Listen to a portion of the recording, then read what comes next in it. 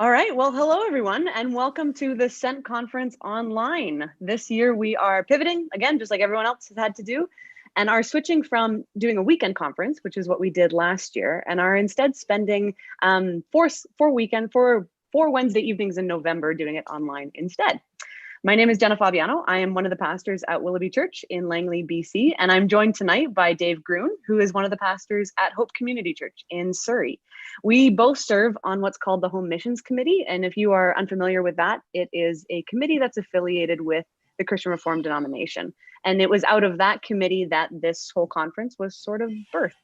So just to give you a little bit of background, the Send Conference was created last year as a way of dialoguing about mission and about participating with the Holy Spirit in God's mission, particularly in this area of the world. And we wanted to be able to start conversations and foster conversations to foster a little bit more of a missional DNA within our local churches. And so what we wanted to do was we wanted to focus on the topic of missional engagement specifically, and invite 4 key ministry leaders to dialogue with us about this. And each of them have picked a particular niche within this topic that they're going to briefly speak about each evening.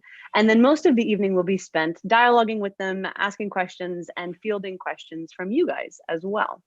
So you'll notice if you're watching live on YouTube right now that there's a little chat box on the right-hand side. At any point in the evening, you can write a little question in there and we'll be fielding those later on. So tonight we are very privileged and honored to be able to have Aaron Baart with us as our keynote speaker, the one we are interviewing. And I'll let him introduce himself in a few minutes here, but for now, I'll pass it to you, Dave. Yeah, I'm also very grateful, Aaron, that you can join us. I feel like we're in a moment where everyone's really focused on the pandemic. And I feel like your conversation tonight just widens the lens of what God is doing around the world and how the gospel is on the move in places that we often don't think about. And so we really appreciate what you're going to share with us tonight. But what I'd like to do before we even begin is just hold this evening in prayer. So would you join me in prayer? Father, we thank you that you guide your church and that you love your church. And tonight we ask that you would open our eyes to see what you are doing around the world, and that you would encourage us. Lord, we thank you for our brothers and sisters around the world, for their faith, for their love, for their perseverance in persecution, for their faithfulness in different contexts. And Lord, we pray that tonight we would enter this conversation as learners, and that you would impart wisdom on us, that we would be more faithful in the very places you have us right now. To that end, we pray that you would fill Aaron with your Holy Spirit, and that this conversation would bring pleasing and glory to you. Amen. Well, Aaron, I'd like to start just by asking you to share with us a little bit about yourself, what you've been up to in God's kingdom for the last 10 years, and what's made you want to share this topic with us tonight. Yeah, you bet. Thank you so much for being invited into this conversation. It's fun to connect with a whole lot of fellow British Columbians. Home is near and dear to my heart. I grew up in Greater Vancouver. Finished my undergrad here at Dordt University in Sioux Center, Iowa, where I live now. Came back and went through seminary at Regent in Vancouver, and was part of Home Missions and the British Columbia Christian Reformed Churches, serving a church plant in Chilliwack called Heartland Fellowship at the time. So got to do that for a few years, and then spent 6 years as a church planter back here in Iowa. And the last 10 years now, I've been serving as Dean of Chapel and now also Chief of Staff at Dordt University. But alongside all of this, just have gotten introduced to a much larger missional community. Like, I went to seminary to become a church planter, to learn how to do these things. And yet throughout this journey have been introduced to international personalities who are way better at this than I ever was and ever will be. And I love that idea. And so trying to connect with the places right now in the world where, the vapor trails of the Holy Spirit are burning the brightest. And there's just a lot going on. I think we focus so much these days on a decreasing church in the West, a lot of drift. I'm in conversations at university all the time with parents and grandparents who are worried about their kids not staying in the faith. And I've just found so much perspective from the global church. And currently spearheading a grant that we got for a rather large video project we're doing for churches all around North America called Missions Upside Down. And so I'm hoping to talk to you guys a little bit tonight just about that and kind of reframing how we think about missions in terms of the refugee, the immigrant in the West, and also just what we can learn from people elsewhere in the world who are doing this so well. Awesome. Thanks, Aaron. So your session tonight, to follow up with that, is called Missions Upside Down, Acknowledging the Heart of the Global Church Moving South. So can you tell us then, expound on that? What made you want to speak on this? Well, you kind of already shared that a little bit, but what makes this particular topic so important for the church today? Yeah, I guess I was struck in a moment where I found it really, really ironic that this person that I had met and connected with overseas, and my wife and I co-founded a church planting organization in Liberia, West Africa, 13 years ago, and found from the leaders there, all the models that they were using for church planting had nothing to do with what I was taught in the West. And in fact, we would have regarded them as very terrible models for church planting. And while I've had the privilege of getting to be part of two, I guess by all North American standards, successful church plants in the West, have found partners in West Africa who are planting churches at ridiculous rates. And so, I spent 9 years being a part of two church plants in North America. And in 13 years now, I've been part of 31 church plants in Africa, and realizing, it's just been this absolute strike of humility, I think, for us to realize we have so much to learn from the places that are burning the brightest. And if I may, can I just do a screen share with you guys, and I'll share a little bit about that story and sort of where that comes from. And let's see. You guys will have to tell me if this is working properly, okay? Looks like it. All right, are we on board? Yep, we're good. Awesome. Okay, so the organization we work with and my wife and I created is called One Body, One Hope. And this is what has taught me, and this is what we kind of call our accidental ministry. Nothing we ever sought to create or woke up one day thinking, hey, let's get involved in international missions.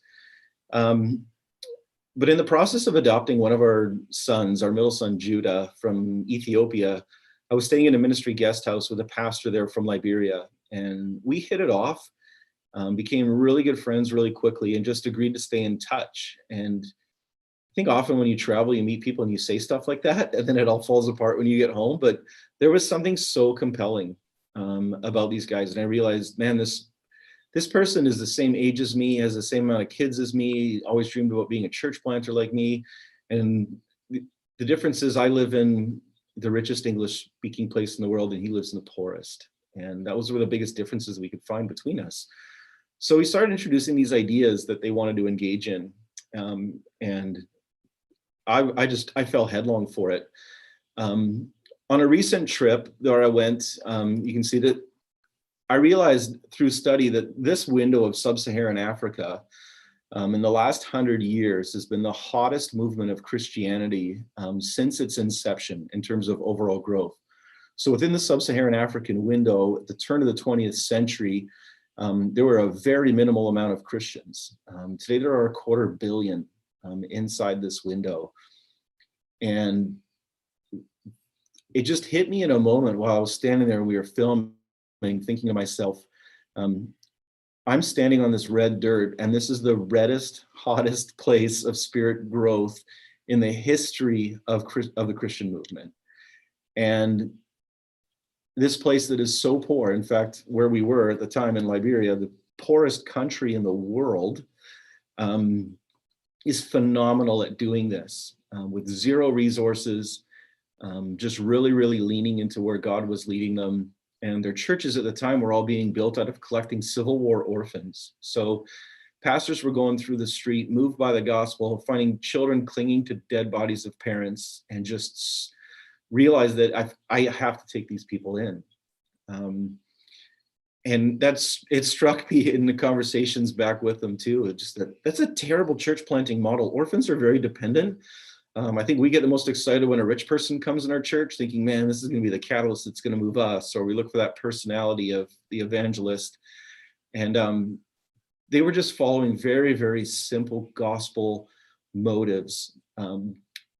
We come across someone less fortunate than us, even though we are the most unfortunate people in the world financially, take them in, and they built churches out of collecting orphans. But somehow through that process, God really made them the center of their community. And what they were doing was striking to their neighbors as well. And this notion of, are you the absolute best news happening to your community and the people around you, was enough to draw people within their communities to start gathering around these homes that they were founding with 60, 70 kids living with one pastor and his wife. This is the man who I got introduced to, who I would regard as my hero of church planting, Emmanuel Bimba. He's the one in the last 7 years now who's planted 31 churches. We've got another 10 in the works this year together. Doing that with very, very little resources, but just a compelling vision, a heart for the gospel, and a desire to transform their communities. So, back in history, when you would see a community in the West being developed, and even just physically the church being the epicenter of a community, so much of that has changed in our communities today. But they've really recaptured the essence of that. And in every community they go into, they sort of find the deepest felt need in that place and just become it. So a real notion of incarnational ministry. If the community is struggling with food security, they build a farm. If it's a clean water source, they dig a well. And everybody who needs those things comes to the church, and then they dwell there, they hang out there, they establish relationships, and they provide for the deepest needs of people. And it's just had me thinking, man, if I had to go back and ever do this again in North America, whether it's an interpersonal evangelistic conversation or whether it's an actual institutional church plant, thinking in an incarnational ministry sense, in the same way that Christ himself came and now his church comes in these places in the world, is what does this community need? And are we willing to become it? I can't see everybody who's on this call. I remember I was serving as a youth pastor at Fleetwood CRC in 2001. And we were surveying our whole community about what was going to be needed in this new building project we were going to do. And I was getting all excited because so many people from the community were asking for basketball hoops and playground stuff for their kids. And I thought, man, this is our church's moment. We're going to be this new presence in the community. We're right beside a school. This could be incredible. And over time, I think some of our own fears sort of kicked in, and the first graffiti showed up on the new building, and people wanted to protect their investment. And then the gates went up at the end of the parking lot. And it sort of, these walls started to go up. And so instead of a sense of invitation, it sort of became a sense of keeping others out as opposed to inviting them in. And we never built those basketball hoops. We never put in that playground. And through one reason or another, ended up getting invited into the community in Chilliwack and was there for the next little while. And I'm not trying to pick on Fleetwood at the time, because I think every single church struggles with this. Today, we have security guards in my parking lot in the church I'm at in Sioux Center, Iowa. People leave their keys in their car and nobody locks their doors to their houses, but we have security guards because we're worried about us. And this global pandemic moment, I think, has everybody tunneling in on themselves. And a gospel that was intended to be other directed becomes severely compromised, I believe, in times like this. And so our need to look beyond ourselves is probably more important now than ever before. And with reckless abandon, I've watched Emmanuel do that. And it's just been so inspiring to me. He was evangelized by a missionary in an incredibly remote village in high school, or what would have been the age of high school, but he never got to begin kindergarten until 22 years old. We've gone on a journey together through education. His Greek and Hebrew is now better than mine. But he sat in a kindergarten classroom at 22 years old, starting his education after being a refugee through a 16-year civil war. And after hearing those things, there's just a simple, different degree of perspective on life that has been truly transformative for me. So on our most recent trip, I went with Mark Volkers, who's in this picture, with a little girl there assisting through our ministry. Mark teaches digital media at Dort and worked for years for Resonate Global, all through Africa, filming, telling the story of missional communities. And we got this grant together to take some of our students, connect in Liberia, India, Europe, Mexico, and looking at different ministries who are all the most effective at raising Indigenous leaders, finding people who are deeply influential within their own community, and then working with them. So this project is called Missions Upside Down. We were supposed to have it all completed in October, and we're supposed to have spent this past summer traveling all over the globe. And of course, COVID shut that down, or at least paused it. So hopefully we'll be able to complete that this coming summer and then be able to get that out. But it was fascinating to us just listening to the stories of how these people viewed mission, right? When they had no resources, their radio ministry took off during the Ebola crisis. And I've found them to be masterful at finding crisis moments as the most critical for missional opportunities. When Ebola struck and everybody was confined to their own homes, and many people there described it, this was the global epicenter, of course, of Ebola in Liberia. 10,000 people died. And they couldn't touch their own family members for months at a time. They couldn't hug, they couldn't connect. And Pastor Emmanuel just said, Aaron, you've got to get me on the radio. People are locked in. They're so starved for the gospel. This is the moment for our church. So here's this little guy who way late went through school, collected a bunch of orphans, hops on the radio to tell the story, and suddenly has 6 million weekly listeners to his radio program, and becomes a national influencer on the church scene because he's doing this so differently. And yeah, so like my challenge right now, think about like our own churches, where we're at. How opportunistic are we being in the middle of crisis situations, and how creative are we thinking about that when it comes to how we reach other people? The last 2 years, I've been struck over and over again that in Pentecost, not only is there sort of this revelation of the languages and the speaking in tongues that happens, and people from all different known places in the world all hearing the Spirit in their own voice, but the very next thing that happens is Peter stands up to explain this moment in Acts chapter 2, is that people will see visions and dream dreams, and basically goes on to explain the first thing that the Holy Spirit does is that he expands our imagination. And that's really been my prayer for the church right now in this season is, and I'd like to challenge everybody kind of in on this tonight, thinking like we're all just trying to hang on in this moment, but the best ideas and the greatest growth for the church has always come out of persecution, critical moments, hardship, and its greatest explosions. They just really embrace that as part of their worldview. And I realized that to a large extent, we really haven't. We haven't embraced that same mentality.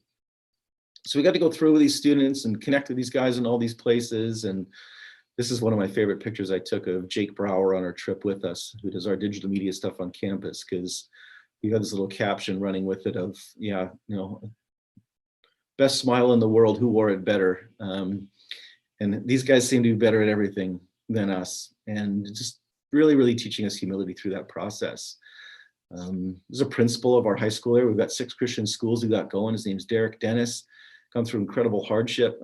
The first Liberian student at Dort University is going through our grad program right now in education, and just a phenomenal young man. We've got to take students. This is a bridge that our student engineers built as a senior design project to connect a farm. And these pastors, so for the last 4 years, we've been working with Timothy Leadership Materials, custom designed in a West African context. And a retired pastor in our area has been going and working with, these are 5 of our 40 some pastors there. Many of them with primary grade education, but so hungry for gospel learning and so effective as pastors that I think all the things that we think we need as a church in order to be effective in a missional context, or even as individuals in evangelistic conversations, I think need to be rethought. Our most effective church planter within our organization is actually the woman in the middle, Fatou. They've taught me that all their rules go out the window. This is a deeply conservative culture. One day we were on a road trip, flat tires, side of the road, and I asked Emmanuel, how did you let Fatu as one of your pastors? Like, you guys don't even believe in women in office. Like, how did that happen? And his response was like, I don't know, God did it. Like, there were no rules. If God has to move somewhere, they don't have a whole lot of barriers and red tape to be able to move. Their church is very light on its feet. And when an opportunity strikes, they just simply move and follow those prompts. And I try to imagine my structure in the Christian Reformed Church being able to pull off church plants that quickly, because God had something in mind. And we'd have a lot of bureaucratic red tape we'd have to get through before pulling that off. And so on this last trip, Fatu actually pastors at a church about 7 hours outside the capital, and it was her dream that we would come see it. And we got to go do that and took that picture in this place. And it's one of the sweetest humans I've met. This is our pastor, Dan DeGroat from our area, who does all of our pastor training and goes for a month every year. Took a lifetime of wisdom in ministry and is using that in his retirement. Hospitalized right now with COVID, actually, but hoping we get him back to full health soon. And on this last trip, Dan and I went, and when he finished his teaching, he said, I don't know how many years I got left. All these pastors have always wanted me to see their churches and what they've been doing. And so he said, I just want to go with you when we need to wash their feet and then hop in a car and go let them show us all their churches and where their ministry contexts are. And so that's what we did together next. Just got together and with all these pastors, had a ceremony of commissioning for them, washed their feet. And it was interesting walking away from it because our students at Dort all told us afterwards, I asked them, what was so moving to you? What was so striking? And I didn't even think about it at the time, but they said, it was so striking to see white hands washing black feet. And that wasn't the point of what we had set out to do in any way, shape, or form. But I just realized, like, through their eyes, how incredible it was and how condescending I think so much of our missional frameworks typically are, that we're coming to bring something to people who don't have what we have, whether that's wealth and resources or whether it's a gospel message, as opposed to assuming, rightly so, that God is moving in this place. And I'm not coming so much as a missionary as a tour guide with eyes wide open to see where God might be moving. So they took us on these adventures and we got stuck all over the place and took hours upon hours. And these creative and ingenuitive church planters who, when we got stuck, didn't even have a tow rope with us. I thought we were just kind of going to be there until help came, and they hopped in the back seat with a pocket knife and cut out the seat belts and put together a tow rope by tying seat belts together that they cut out of the vehicle. And I just thought, man alive, I don't know many North American pastors who would think like this in a crisis situation. You just take what you have, you make do, and you get there. And, I've spent so much time in COVID feeling sorry for myself, like so many other people have. And for them, it was just, nothing's going to stop us. So this picture has kind of become, really imprinted in my memory as a framework for thinking outside the box. The furthest church we got to was this one, and I'll finish the screen share with this. And this is the first church that ever went up in the history of humanity in this community. And these people were so excited, and they were so proud of this structure for us to come and see it and show it to us. The whole community came out, broke out in song and dance for an extended period of time. And I've just found it's been so refreshing to my soul to connect with the tip of the spear of the gospel in Liberia, where there are still 75,000 completely unreached people. And the lessons that I've learned and how I've rethought about, man alive, if I ever went back to church planting, I would do this so different because of what I've learned from the poorest Christians in the world. And it's been really moving. And so that's kind of why we call this Missions Upside Down. Going out to these places and finding these spots and realizing through this research too, that as I ride on the back of dirt bikes through little villages like this, it might actually be the people here that are the backbone and the future of my own children and grandchildren's faith.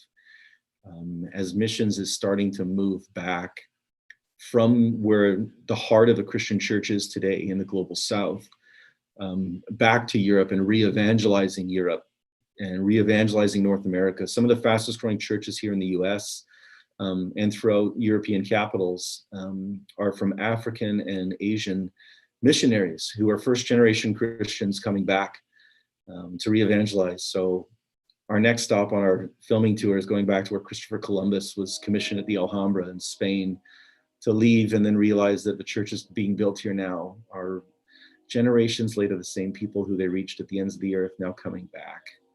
So that concentric circle and the vision that's cast at the beginning of Acts, you'll be my witnesses in Jerusalem and Judea and Samaria and to the ends of the earth, is actually moving back now from concentric circles back to where it's waning the greatest, and that being in the West.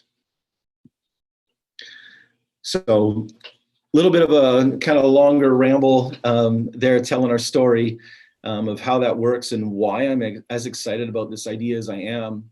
One last thought on that too, you know, as we look at the places around us and we look for the people that we want to be able to reach, I have been so disheartened by Christian conversations here in the United States about security of borders, about fears of the other, of refugees and immigrants. But statistically speaking, 90% of all refugees and immigrants who come to this country either are or will be Christians within the first 10 years of being here. I don't know the exact statistics in Canada. I don't think it's actually that much different, that the highest percentage rate of conversion to Christianity is in first generation immigrants. And so people that we often wouldn't imagine being the future of our churches might actually be the future of Christianity itself. I just think that calls for some reframing for us. Absolutely. Aaron, you gave us so much right there. That was just a powerhouse of widening the scope. I have to say some of those images were absolutely stunning to me. The image of, you know, white hands washing black feet. And I think the reason it's beautiful is because we've often thought in the West that we have so much to teach, so much to give. And I think there is a necessary humbling season ahead of us. And recognizing, I mean, even in our own city, there's a church planting institution that was looking at some of the greatest areas of need. And it was in our own backyard here in British Columbia. Like, they're looking around the world at where is the greatest need, and it's our own cities. And we're like, okay, that's super humbling. But I want to talk a bit about, I feel like this swinging pendulum. I think many of us who grew up in the church remember praying for missionaries, commissioning missionaries. Our families wrote to missionaries. There was some sense of being connected to a wider body. And with all the blessings that have come with the missional church movement and thinking locally, I feel more and more somehow like Western churches are disengaged from the global church. And from the news we read to the conversations we have to the way we structure and think about church, we're just so disconnected from so much of what you just shared. How do we recover that sense of being part of a global body? And I mean, maybe you can even speak autobiographically about that as an American Christian, very involved in the global church. So talk a bit about that. Yeah, sure. I mean, you know, one way that we've learned to think about it by learning from our African partners is when we asked them, what is it you really want from the Western church? They didn't want money and resources. They just wanted to share and do life together. So it was just as simple as connecting with people in the most basic parts of life. For the first time ever, I led a mission trip and just told our partners there, you guys write the whole itinerary. Like, I don't even care what we do. It's up to you. And so all of our people showed up not knowing what was going to happen, and they divided them all up and had them go to work with individual members from the church for the day and just spend an entire day walking in their shoes, cooking food with them, helping their children, doing homework. And it was just connecting with their lives. And so when we asked them, what do you really, really want? They said, we don't want your money. We want a prayer partner. So we started doing like this sister church program where instead of just connecting missionary to missionary, which often happens between church leadership, actually connecting entire church families with church families internationally and letting them become prayer partners back and forth using platforms like Facebook, WhatsApp, other just sort of communication tools and social media. So that instead of thinking connecting institution to institution, rather connecting person to person. And that seemed to create a lot of transformation for people and a deeper level of buy-in. And oh my gosh, like these people are so happy. I feel so compelled to give them money, but I feel like it would just be to release my own burden and not actually to help them or assist them. And it was very guilt-inducing. So yeah, we talk a lot about a movement away from charity to envy, and actually being honest, and that we actually hold these people up in higher esteem than ourselves when it comes to what they know about the gospel.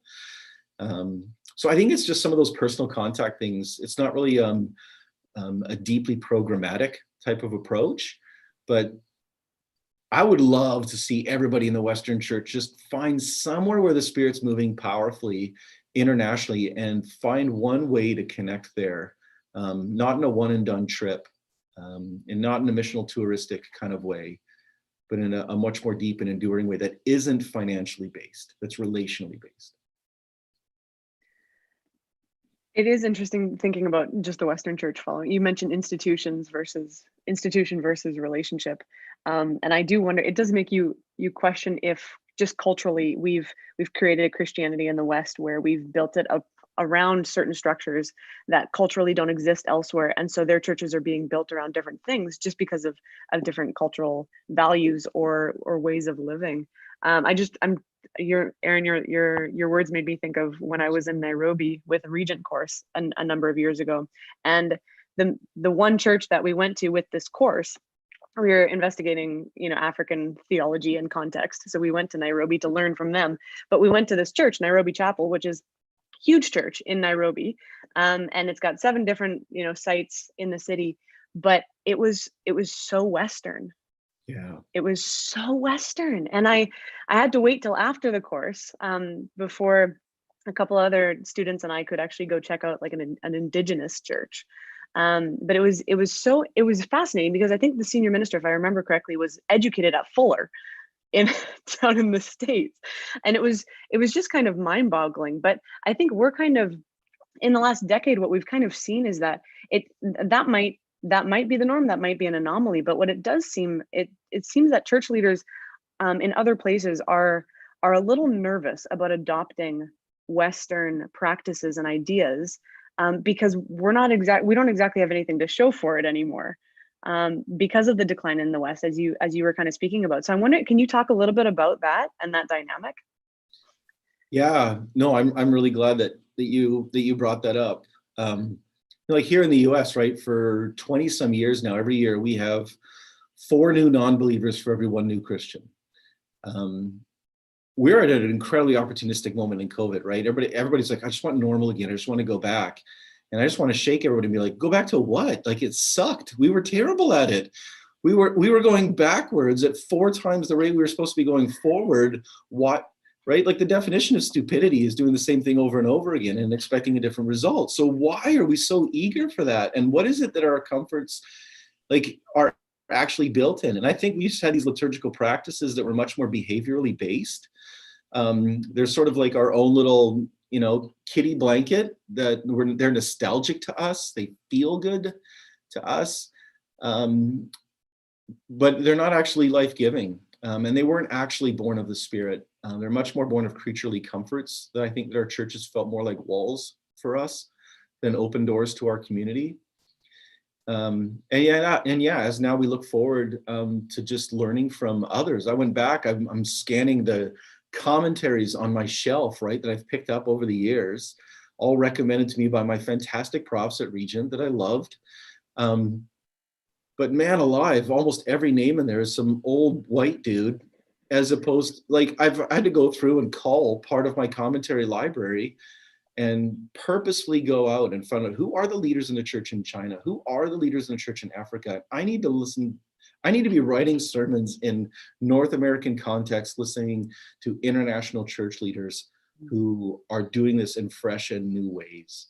So I think that's one way I'm trying to like incorporate that back into the way that I look and think about American context or North American context.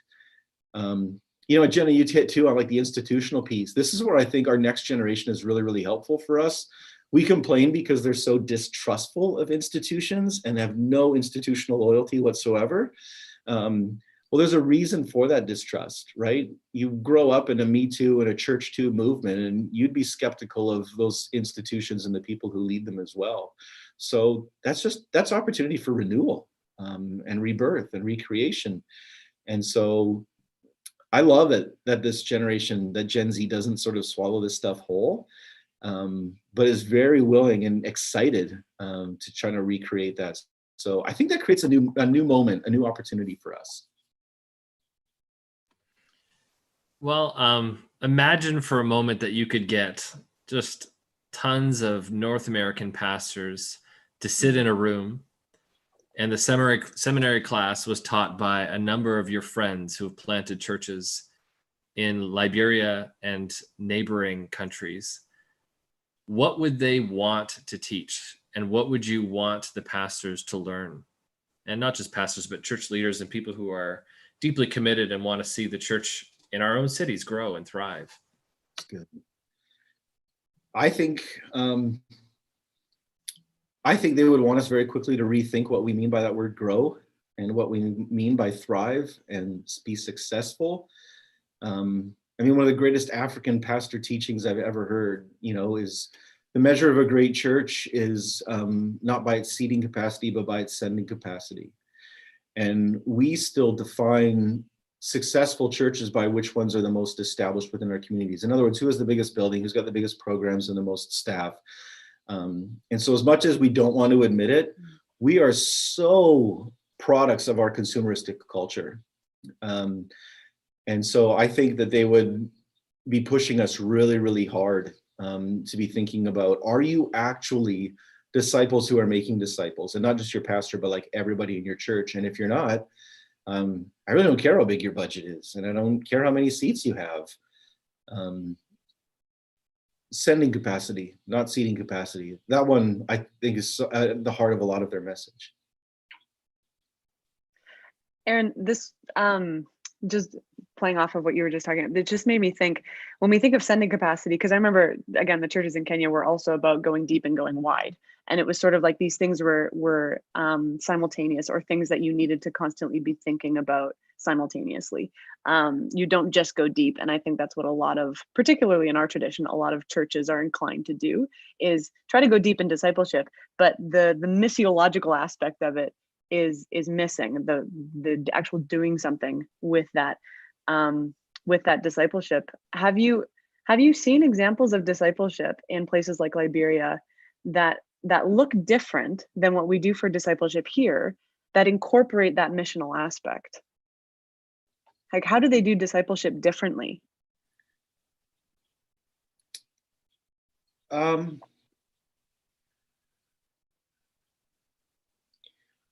Sorry, that was a curveball question. Well, it was a really good one, because you totally stumped me. I'm trying to think how I would actually describe that.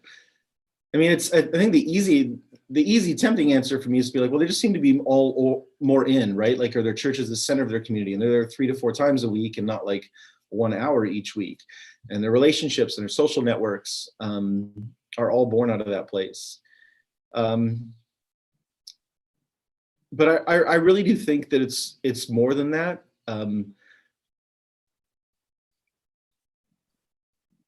I think that their discipleship has more to do with teaching people to love the Lord with all their heart, soul, mind, and strength.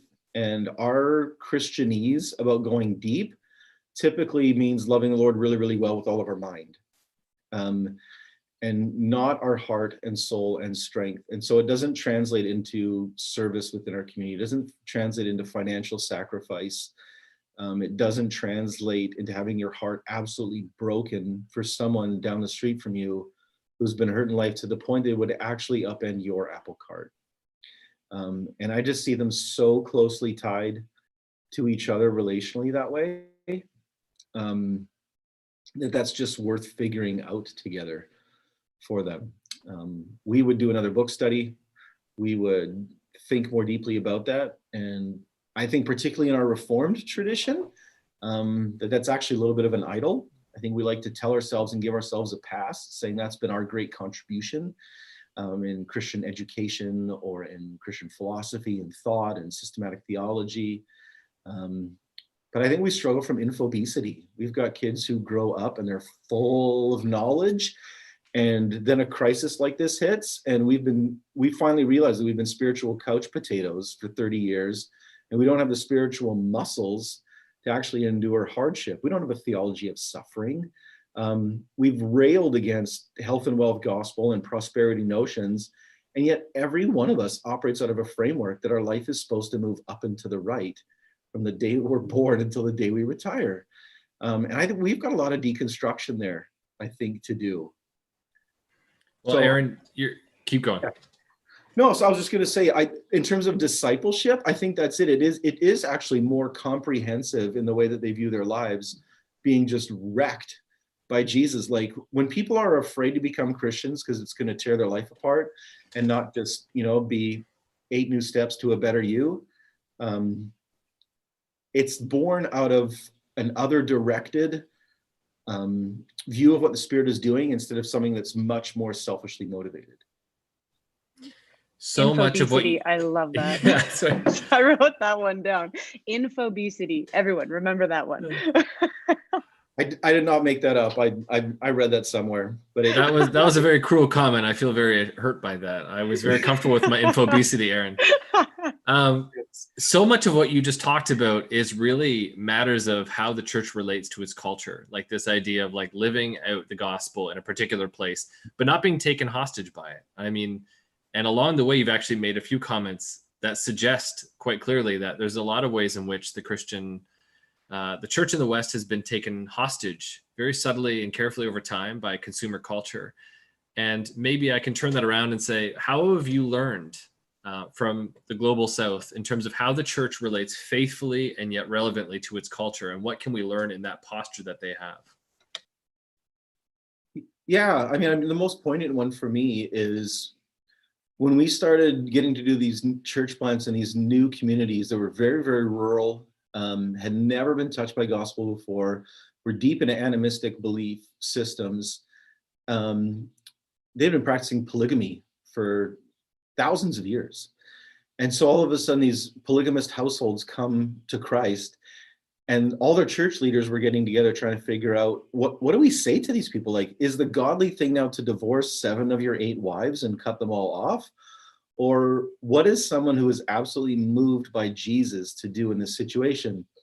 And it just felt like you were walking through like this Acts 15 moment where they all get together, and you're expecting this Jerusalem council to come up with this 176-page tome on, what to do about this and that theological issue.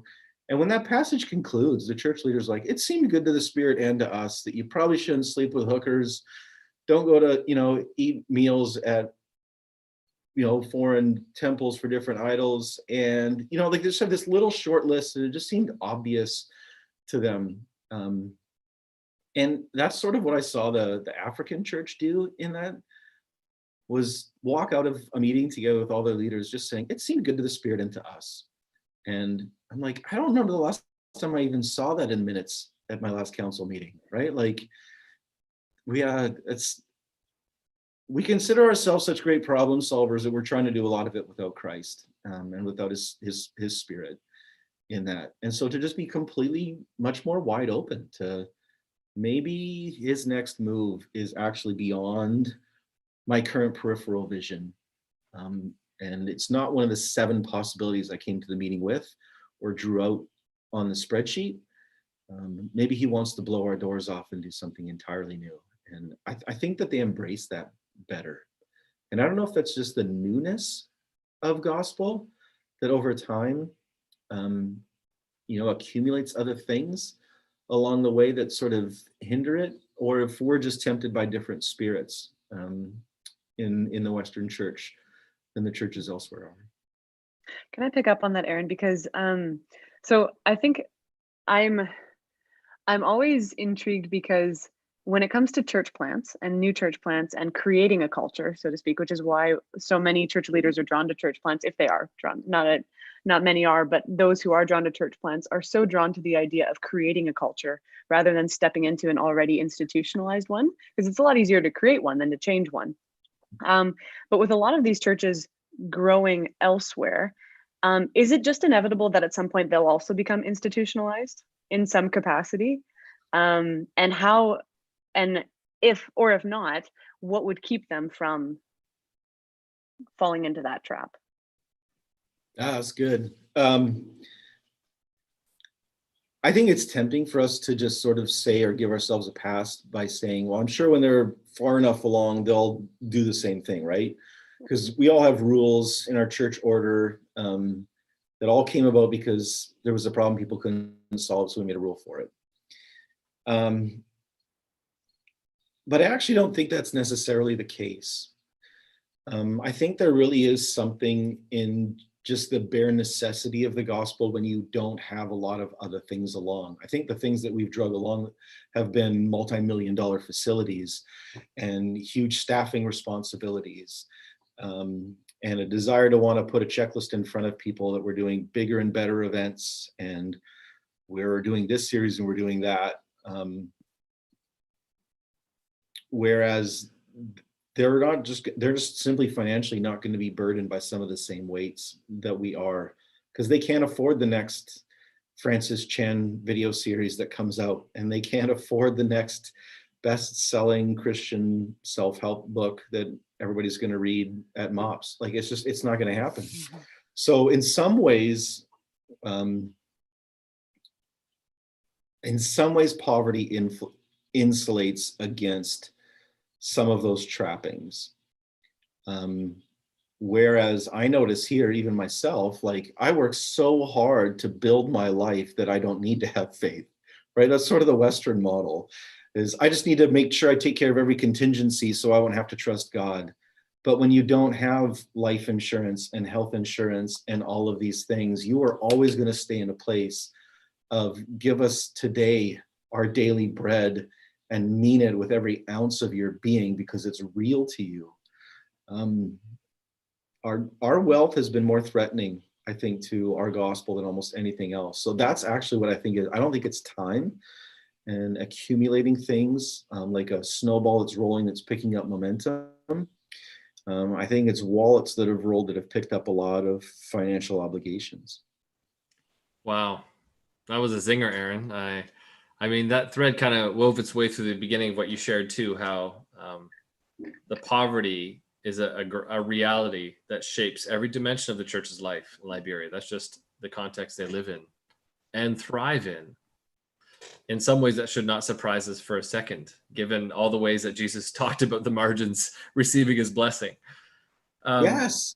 I want to hear, I want you just to imagine this scenario. You come back to British Columbia, and you go back to the area of Fleetwood, and you are commissioned to plant a church.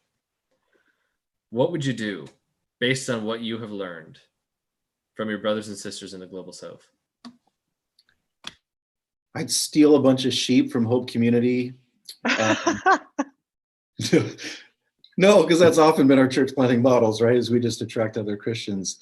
I would really want to go back and just, like, who are the biggest people groups moving into this area? Who are the poorest people in these neighborhoods? What's the place where someone's the most receptive to hearing the gospel, right? Like, David, you hit on this, right? Like, this is the start of the Sermon on the Mount, the Beatitudes. Blessed are the, look down the list, right? We keep reading blessed like it means pitied. It doesn't. It means favored by God are all of these people because they're in difficult places. History has taught us that, I mean, if I put a map of the world in front of you right now, of all the places where Christianity is growing the fastest, it's everywhere where people are poorest, the most persecuted, and have the greatest need for a savior.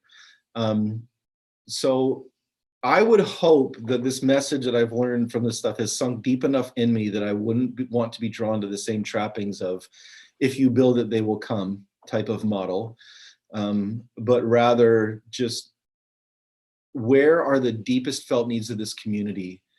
What's the best news that could happen to this neighborhood that the church here isn't seeing yet? I'm hoping that would be it, but I also understand, like, that's a tough sell. That's a long walk to go on with people, and a very big ask. Keep going. You can be more specific.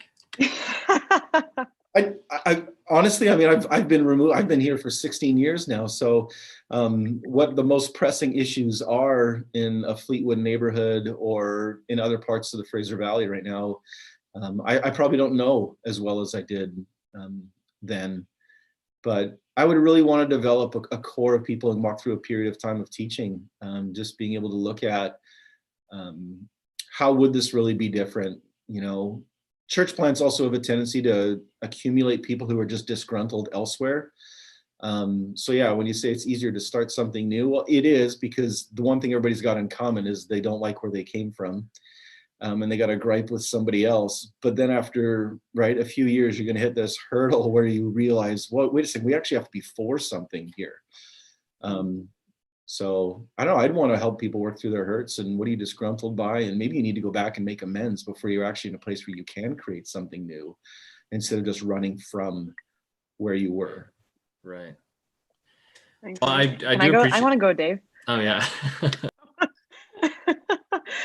We don't have any listener questions. Aaron, you're just doing such a phenomenal job of articulating yourself. So I'm just going to selfishly ask, working with college students, have you found that this kind of a vision for understanding the gospel message and the growth of Christianity is easier for them to catch on to than, say, older generations?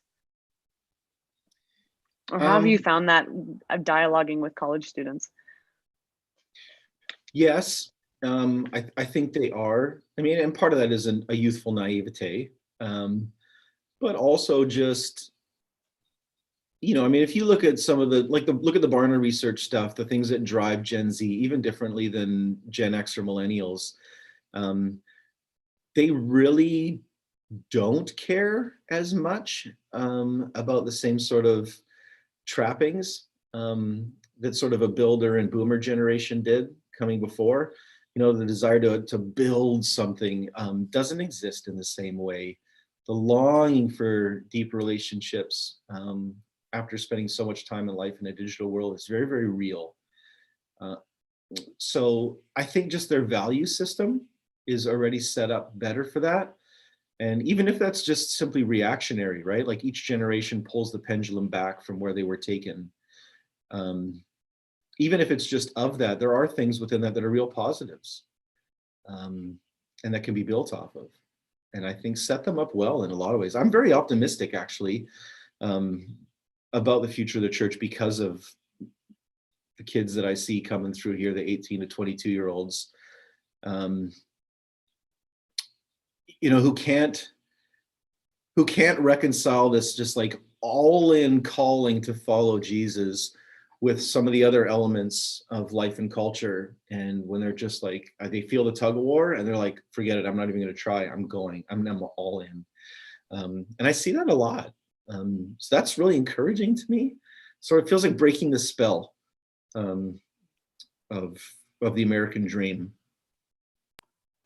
I really appreciate that comment, Aaron, because I think older generations, including millennials, can be prone to disparaging, you know, Gen Z. It's the last letter in the alphabet, and it's always the never unplugged, et cetera, et cetera. So thank you for those words.